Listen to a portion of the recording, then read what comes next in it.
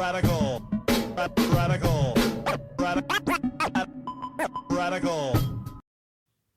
I'm in the middle of a Netflix marathon on a show, but I got a couple minutes to respond to this comment from Forgotten Handheld Gamer. Rick, I wonder what your thoughts are on Adam Koralik's reason for having a Patreon. He claims he didn't really want to have one, but it's because his fans kept asking for one. And then I went to the Patreon page there. The Patreon page, woo, this guy's got a $100 tier. Wow. For this $100 tier, you can be on the podcast. Oh my goodness. And it's limited, there's only 2 remaining.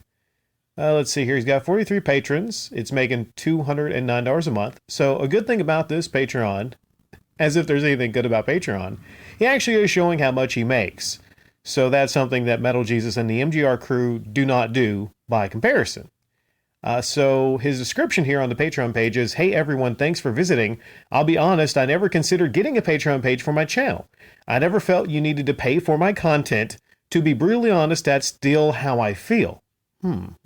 That said, a lot of people have asked me about creating a Patreon page anyway. So because of that, I've opened an official one. Any help is obviously appreciated, but absolutely not necessary. Thanks for stopping by. I want to focus on one thing there. He never felt you needed to pay for his content. Never felt that way.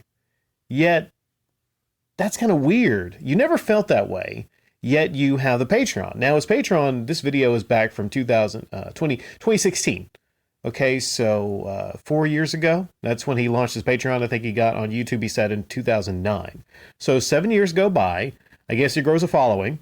And he says, which I don't doubt, I'm sure there's some people that stopped by and said, "Hey, how can we support you on Patreon? Can you, get a Patreon? We'll support you and everything." The thing is, he felt right there, you never needed to pay for his content. It's impossible to hold that position and then have a Patreon. Okay? You can't, I couldn't say to you all, "Hey, Rusty Shackelford, hey, Art Bell, hey, all of you that stop by the channel." And some people have actually asked me here, believe it or not, people, I guess, that, don't know about me and how I feel about Patreon.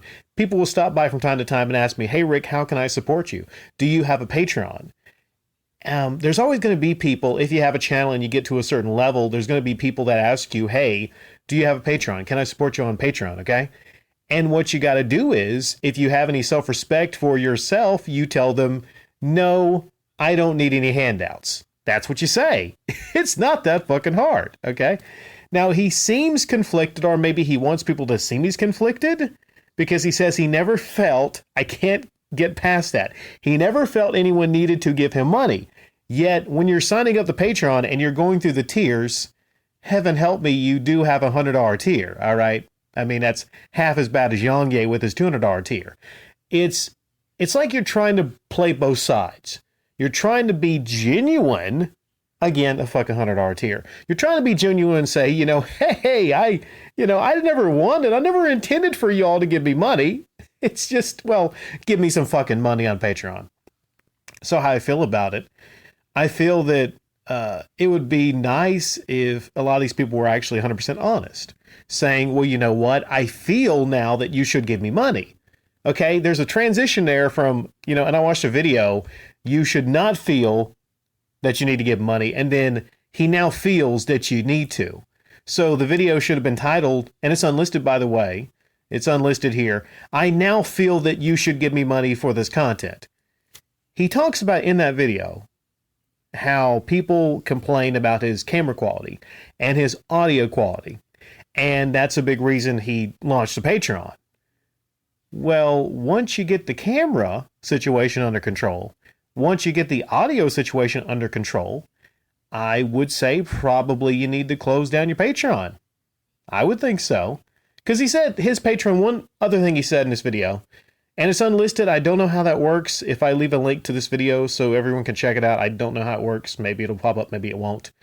Like I said, if you got the camera situations under control and you got the audio under control, he says this in this video, it's not just because I want money. It's money that's going to be used towards the quality of the channel. He cited the video and he cited the audio. So the thing I don't get about a lot of these Patrons is they say this and then it's there for years. Almost half a decade now, he's had his Patreon, right? So, Adam, my question to you is, when are you going to get your shit straight on the video and the audio? Okay? I mean, maybe 3, 4, 5 more years?